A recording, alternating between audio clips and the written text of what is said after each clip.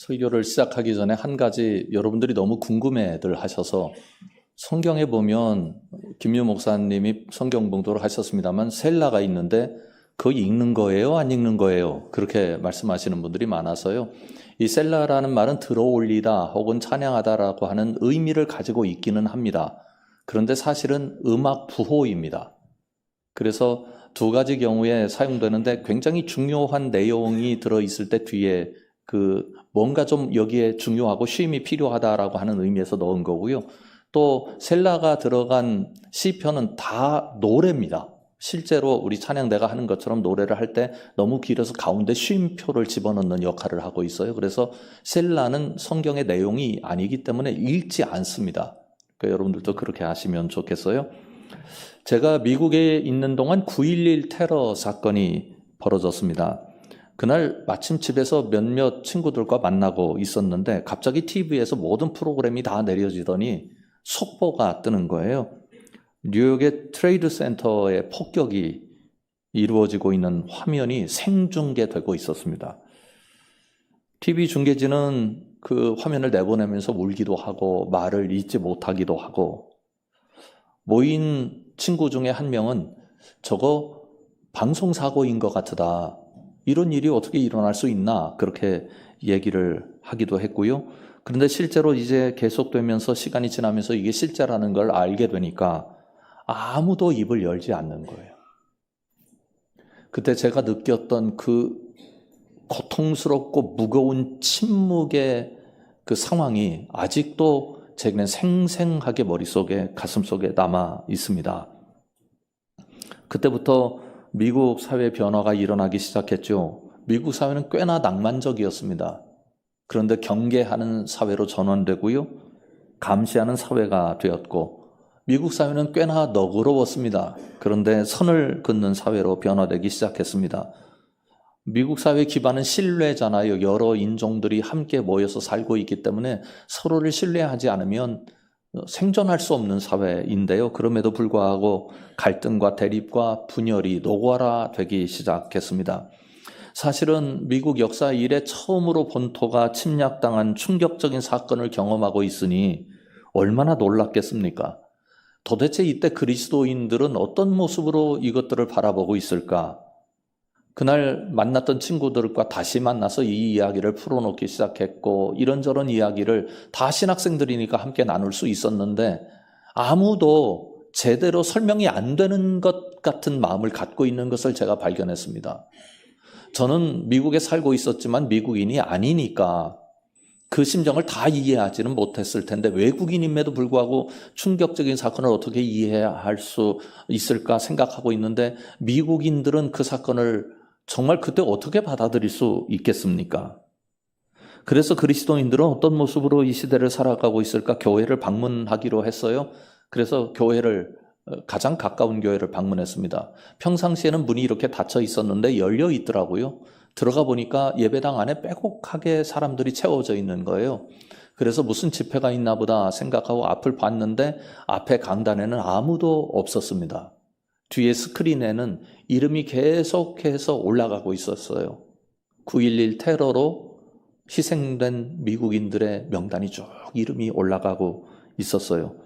찬양을 통해 스피커를 통해서 찬양이 흘러나오고 있었고, 그리고 어떤 사람들은 그저 머리를 감싸 쥐고 엎드려 있는 사람들, 또 어떤 사람들은 그저 흐느끼는 사람들, 어떤 사람들은 큰 소리로 울부짖으며 기도하는 사람들.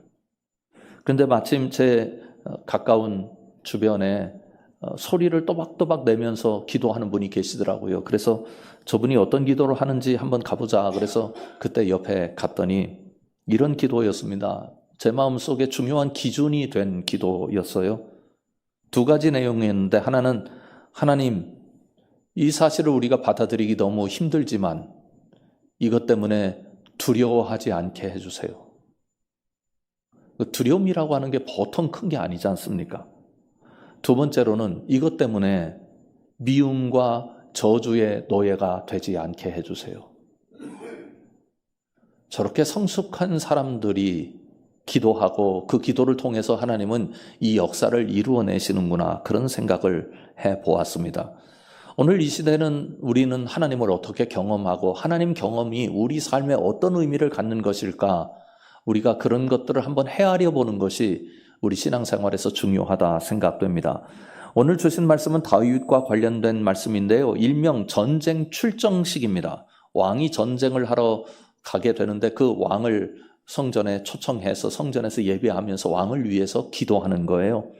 하나님께서 이스라엘에게 허락하신 약속의 땅에 경계가 있었습니다. 그런데 그 경계가 처음부터 다 해결된 것은 아니에요. 여호수아 때는 땅의 일부만 점령하게 된 것이거든요. 그 다음부터 이민족과 계속해서 이제 땅 때문에 경계선으로 갈등이 생기기 시작했는데 차츰 시간이 지나면서 그 갈등을 해소시켜야 되잖아요. 특별히 다윗 때는 아람과 암몬의 그 경계 갈등이 있었습니다. 그래서 암몬 아랍 연합군과 다윗이 전쟁을 벌여야 할 상황이었습니다. 그래서 오늘 주신 말씀은 그 전쟁에서 이기게 해주십시오 하는 말씀이고요. 시편 21편은 그 전쟁에서 이기게 하신 하나님을 찬양하는 시로 담겨 있습니다. 그런데 이 시가 참 재미있어요. 전쟁 출정식에 드리는 기도란 말씀 드렸잖아요. 모르긴 몰라도 다윗 때뿐만 아니라 그 이후에도 계속해서 전쟁이 일어날 때마다 시편 20편을 낭독하면서 함께 기도했을 거라고요. 그런데 이 기도가 내용을 특별하게 가지고 있다는 사실을 알 수 있습니다. 1절부터 4절까지를 보십시오. 환난 날에 여호와께서 내게 응답하시고 야곱의 하나님의 이름이 너를 높이 드시며 성소에서 너를 도와주시고 시온에서 너를 붙드시며 내 모든 소재를 기억하시며 내 번제를 받아주시기를 원하노라. 내 마음의 소원대로 허락하시고 내 모든 계획을 이루어 주시기를 원하노라. 말씀을 보시면 2절에 성소에서 너를 도와주시고 라고 말씀하고 있고 시온에서 너를 붙으시며 이렇게 말씀합니다. 전쟁 출정식에 드리는 기도라고 말씀드렸잖아요. 그러니 기도를 하려니 성전에 모이는 것은 당연합니다. 그러나 하나님께서 도와주시는 장소는 성전이 아니고 전쟁 현장이어야 하지요. 자연스럽게 기도하려면 하나님 우리가 여기 모였는데 지금 전쟁을 우리가 경험하게 될 것입니다. 그러니 그 전쟁에 주님께서 임재하셔서 그 전쟁에서 우리로 하여금 승리할 수 있도록 도와주세요. 이렇게 기도해야 될 것 아니겠습니까? 그런데 시편 기자는 분명하게 성소에서 너를 붙드시고 너를 도와주시고 이렇게 말씀합니다. 왜 그럴까요? 왜 전쟁에 나아가는 자를 위하여 기도하되 전쟁 속에서 붙들어 달라고 하지 않고 성소에서 너를 도와주고 너를 붙들어 달라고 그렇게 기도하고 있는 것일까요? 이유는 간단합니다. 전쟁의 이김과 짐은 전쟁 자체에 있는 것이 아니라 하나님과의 관계에 있다고 믿기 때문입니다. 성소가 어떤 곳입니까? 하나님께 집중하는 곳입니다. 시온이 어떤 곳입니까? 하나님이 임재하시는 도성입니다. 성소와 시온은 하나님께서 내가 거기 있겠다 말씀해 주신 곳입니다. 그래서 예배합니다. 왜요? 하나님 거기 계시기 때문에. 그러면 예배의 핵심적인 요소가 뭡니까? 하나님과 만나는 겁니다. 다른 말로 하나님과 관계하는 겁니다. 예배 경험은 하나님과 관계 경험입니다. 여러분, 우리가 예배할 때마다 이 관계 경험이 없으면 우리의 예배의 핵심은 사라지게 되는 거죠. 예배가 무의미하게 됩니다. 생각을 해보십시오. 아브라함이 하나님의 지시대로 그의 집을 떠났습니다. 그런데 아브라함이 가는 곳마다 제사를 드렸다는 기록이 있어요. 그러니까 많은 그리스도인들이 우리는 어디서나 제사를 해야 한다. 예배를 드려야 한다. 그렇게 생각을 합니다. 그런데 우리는 행간을 읽지 못하면 이 말씀의 진정한 의미를 알지 못하는 거예요. 예배를 자주 하라 그런 말이 아니에요. 하나님께서 아브라함을 부르셨다는 말은 다른 말로 표현을 하면 하나님과 아브라함과의 관계가 시작되었다 그런 뜻입니다. 그러면 관계가 시작되었다고 하는 것은 어떤 의미를 갖는가? 관계가 시작되었으면 그 관계가 진행되어야 하고 그 관계 속에 즐거움이 있어야 될 것 아닙니까? 그래서 관계를 계속 유지하게 되는 거죠.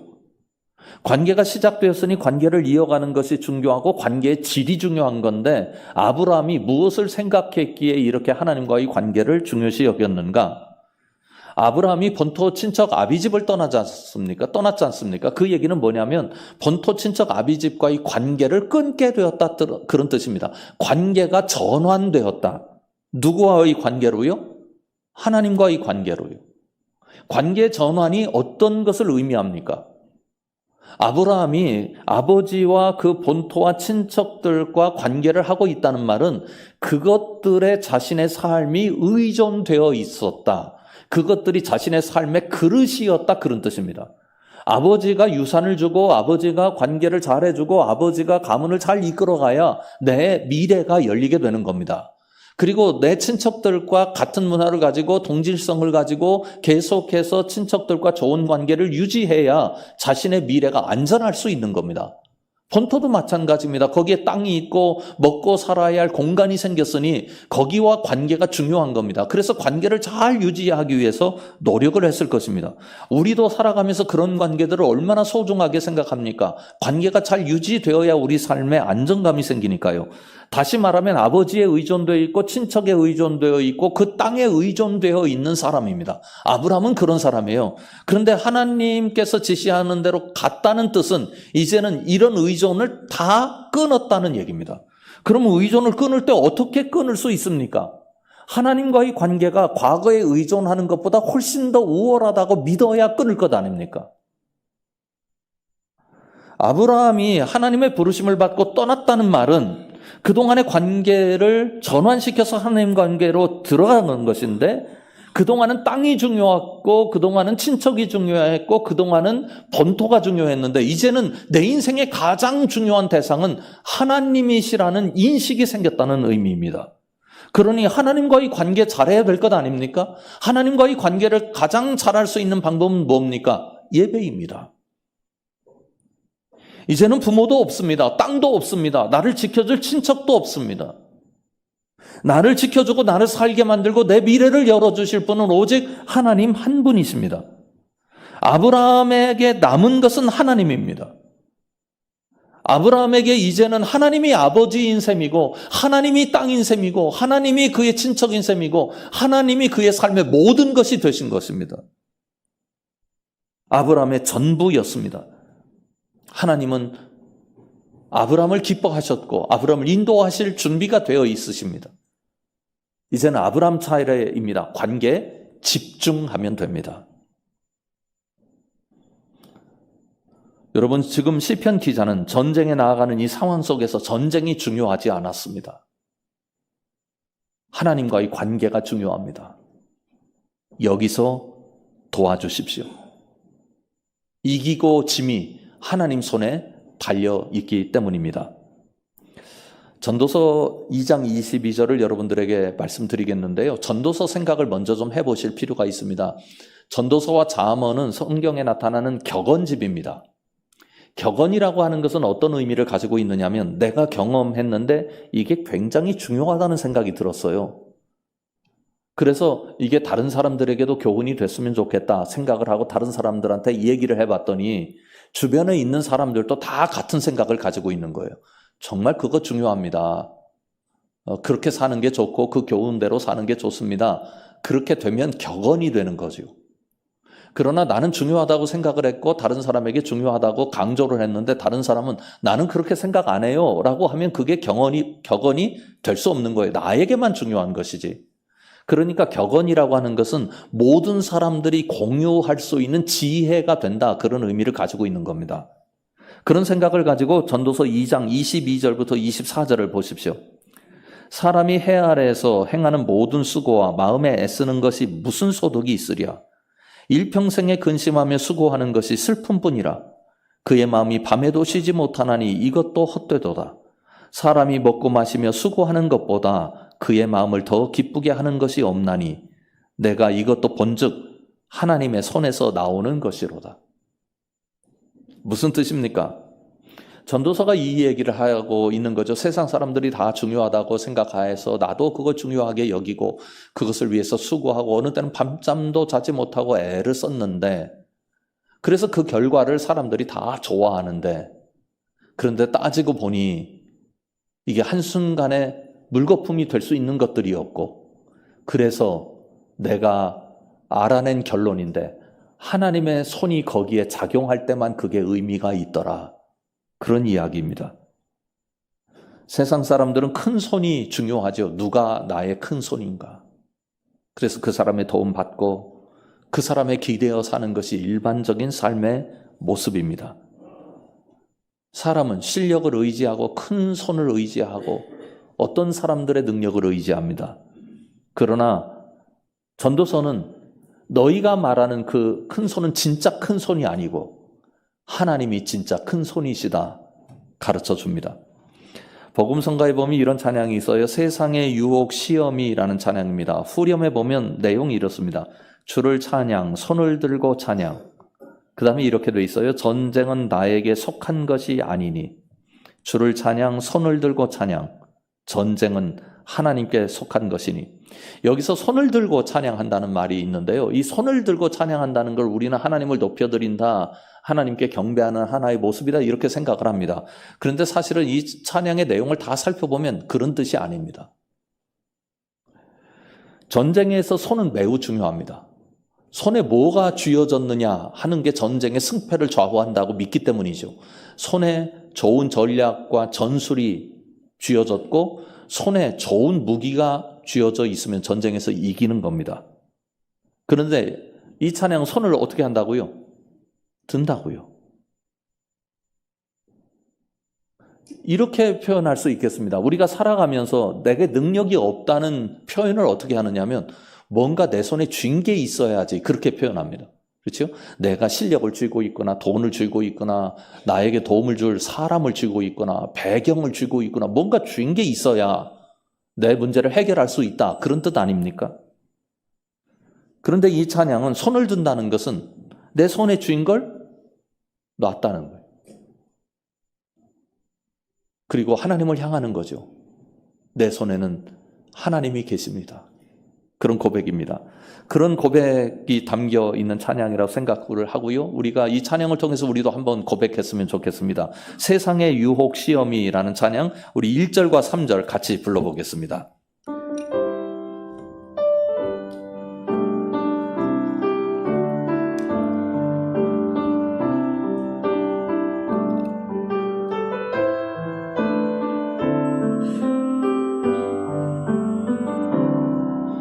세상의 유혹 시험이 내게 몰려올 때에 나의 힘으론 그것들 모두 이길 수 없네. 거대한 폭풍 가운데 위축된 나의 영혼 어찌할 바를 몰라 헤매이고 있을 때 주를 찬양, 손을 들고 찬양. 전쟁은 나에게 속한 것 아니니. 주를 찬양, 손을 들고 찬양. 전쟁은 하나님께 속한 것이니. 주위를 둘러보면 아무도 없는 듯 믿음의 눈을 들면 보이는 분 계시네. 지금도 내 안에서 역사하고 계시는 사망과 어둠의 권세 물리치신 예수님. 주를 찬양, 손을 들고 찬양. 전쟁은 하나에게 속한 것 아니니. 주를 찬양, 손을 들고 찬양. 전쟁은 하나님께 속한 것이니. 아멘. 어떤 회의에 갔는데 장로님 한 분이 좀 늦게 오셨어요. 그래서 오늘 늦게 오셨네요. 되게 피곤해 보이세요. 그랬더니 목사님 전쟁을 서너 건 하고 왔습니다. 그러시더라고요. 우리가 살면서 얼마나 많은 전쟁들을 경험하며 삽니까? 그때 우리 손을 한번 보자고요. 우리 손에 하나님 쥐고 있다. 하나님 여기 계시다. 우리로 하여금 이 손을 쓰게 만드시는 하나님이 내 편이시다. 그래서 하나님과의 관계에 집중함으로 말미암아 여러분의 삶의 작고 큰 전쟁에서 언제나 이기시는 복을 누리시길 주님의 이름으로 축원합니다. 5절과 6절은 그래서 이렇게 기도하는 거죠. 우리가 너의 승리로 말미암아 개가를 부르며 우리 하나님의 이름으로 우리의 깃발을 세우리니 여호와께서 내 모든 기도를 이루어 주시기를 원하노라. 여호와께서 자기에게 기름 부은 받은 자를 구원하시는 줄 이제 내가 아노니 그의 오른손에 구원하는 힘으로 그의 거룩한 하늘에서 그에게 응답하시리로다. 5절에 보면 하나님의 이름이라는 표현이 나옵니다. 그런데 시편 20편에 하나님의 이름이라는 표현이 세 군데 나타나요. 1절, 5절, 7절입니다. 한번 말씀을 보십시오. 1절은 하나님의 이름이 너를 높인다 이렇게 말씀하고 있고요. 그리고 5절에서는 하나님의 이름으로 깃발을 세운다라는 말씀이 있고 7절에서는 하나님의 이름을 자랑한다라는 표현이 있습니다. 다 전쟁에서 이기게 될 것을 전제하고 있는 말씀입니다. 7절을 그런데 자세히 보면 하나님의 이름을 전쟁에서 이 병거 말을 대치하는 용어로 사용합니다. 병거와 말이 있지만 그게 이기는 게 아니라 하나님이 이기게 만드신다 그런 얘기죠. 여기서 하나님의 이름은 특별한 의미를 가지고 있습니다. 하나님의 이름은 하나님 그 자신을 드러내며 하나님의 능력을 상징하는 의미입니다. 그래서 세 번씩 말씀하는 거죠. 다윗과 골리앗의 전쟁을 기억하십니까? 골리앗은 전쟁의 자산을 두 가지로 가지고 있었습니다. 첫째는 그가 전략 전술에 뛰어난 장수였습니다. 그리고 두 번째로는 그가 가진 무기가 대단했습니다. 그래서 겁나서 이스라엘 백성들이 벌벌 떠는 거죠. 그때 다윗이 나타납니다. 그리고 다윗은 자신이 가진 무기가 무엇인지 설명합니다. 그 설명의 내용이 사무엘상 17장 4절에 나와 있습니다. 다윗이 블레셋 사람에게 이르되 너는 칼과 창과 단창으로 내게 나아오거니와 나는 만군의 여호와의 이름 곧 내가 모욕하는 이스라엘 군대의 하나님의 이름으로 내게 나아가노라. 칼, 창, 단창과 대치되는 용어가 하나님의 이름입니다. 다윗의 무기는 하나님이었습니다. 조금 표현이 이상하지만 하나님이 다윗을 사용하신 것이지만 현실적으로 전쟁에 나갈 때 내가 무엇으로 싸울까 할 때 나는 하나님이라는 무기를 가지고 있다. 그렇게 이해하게 된 것입니다. 그런데 구약만 그런 게 아니에요. 신약도 동일하게 나타납니다. 사도행전 3장에 보면 우리가 잘 아는 안전뱅이를 일으키는 사건이 나타납니다. 베드로와 요한이 일으키게 되지요. 그때 구걸하던 그를 보고 소리친 내용이 성경에 기록되어 있어요. 6절을 보십시오. 베드로가 이르되 은과 금은 내게 없거니와 내게 있는 이것을 내게 주노니 나사렛 예수 그리스도의 이름으로 일어나 걸으라 하고, 전에는 칼과 창, 단창과 하나님이 대치되었지만 대치되는 개념으로 여기서 무엇과 대치되는 개념으로 나타납니까? 은과 금. 어떤 분이 그러더라고요. 대한민국에서 돈 아니면 안 되는 게 뭐가 있어? 돈이면 안 되는 게 없다. 은과 금이 그만큼 중요한 거예요. 그래서 사람들이 그것에 집중합니다. 그런데 베드로와 요한은 나사렛 예수 그리스도의 이름이 중요한 거예요. 그 관계에 그래서 집중하는 겁니다. 베드로와 요한의 최고의 능력은 예수 그리스도의 이름이었습니다. 7절 이하에서도 동일한 얘기를 하고 있죠. 어떤 사람은 병거 어떤 사람은 말을 의지하나 우리는 여호와 우리 하나님의 이름을 자랑하리로다. 그들은 비틀거리며 엎드려지고 우리는 일어나 바로 서도다. 여호와여 왕을 구원하소서. 우리가 부를 때 우리에게 응답하소서. 성소가 왜 중요합니까? 예배 때문입니다. 예배가 왜 중요합니까? 하나님과의 관계 때문입니다. 우리가 예배자로 서 있어요. 두 가지 사실을 기억하십시오. 하나님이 우리를 위해서 하나님의 아들을 십자가에 못 박아 죽였습니다. 우리와의 관계에 대한 열정이 얼마나 깊으신지 이해하십니까? 두 번째로는 하나님께서 우리에게 영원을 약속하셨습니다. 우리를 얼마나 사랑하시는지 아시겠습니까? 그렇다면 예배 시간에는 다 차단해야 합니다. 하나만 남아 있어야 돼요. 하나님과 우리와의 관계요. 이거 실패하면 예배 실패합니다. 이거 실패하면 우리는 그냥 다른 사람들처럼 똑같이 우리의 손에 쥔 것으로 싸워보겠다고 세상에서 덤비고 그렇게 살아가게 될 것입니다. 여러분에게 하나님의 약속이 있습니다. 여러분 모두가 영원한 약속을 주시고 진짜 실행하시는 그 하나님의 약속을 기반으로 해서 산다는 거 기억하시고 하나님의 이름으로 세상을 이기시는 여러분들 되시기를 주님의 이름으로 축원합니다. 기도하겠습니다. 아버지 하나님, 우리의 눈을 열어주셔서 하나님을 깨닫게 하여 주옵소서. 우리의 귀를 열어주셔서 하나님의 말씀을 듣게 하여 주옵소서. 우리의 마음을 열어주셔서 하나님의 마음을 받아내게 하여 주시옵소서. 하나님과의 관계에서 성공함으로 말미암아 그것이 우리 삶을 얼마나 강건하고 아름답게 만드는지 날마다 감사하고 기뻐하며 살 수 있도록 축복하여 주시옵소서. 예수님 이름으로 간절히 기도드립니다. 여러분의 손을 한번 이렇게 보시겠습니까? 여러분이 보시는 손에 하나님 계십니다. 하나님 나를 쥐고 살아라 말씀하십니다. 그렇게 살아서 승리하시기 바랍니다.